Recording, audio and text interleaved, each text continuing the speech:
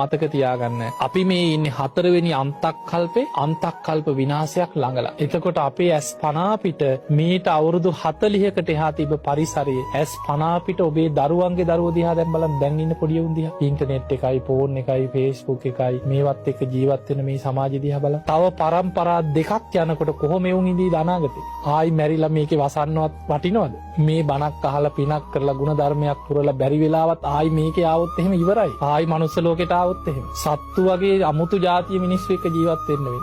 ජීවිතේ සතර අපායට බර වෙලා තියෙන මහා ගෙදරට ඇදිලා යනවා වගේ කියන. බුදුරජාණන් වහන්සේ පෙන්වන මහණෙනි සතර අපායගත සත්වයන් මහ පොළොවේ පස් තරම් කියලා හිතන්න කිව්වා. මනුස්ස ජීවිතයක් ලබන්නේ මෙන්න මෙච්චරයි කියලා. නියසිලට ගත්ත පස් ටිකක් වගේ කිව්වා. අපිට ඉන්නේ දිව්‍ය ලෝක වගේ මනුස්ස ලෝකයක නෙමෙයි.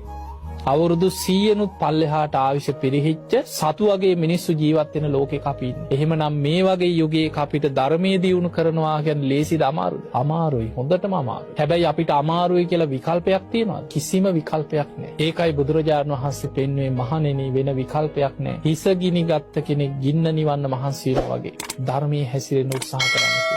අඬා හරි කමක් නැහැ. නිවන් දකින්න වීරිය වඩා වෙන විකල්පයක් නැහැ.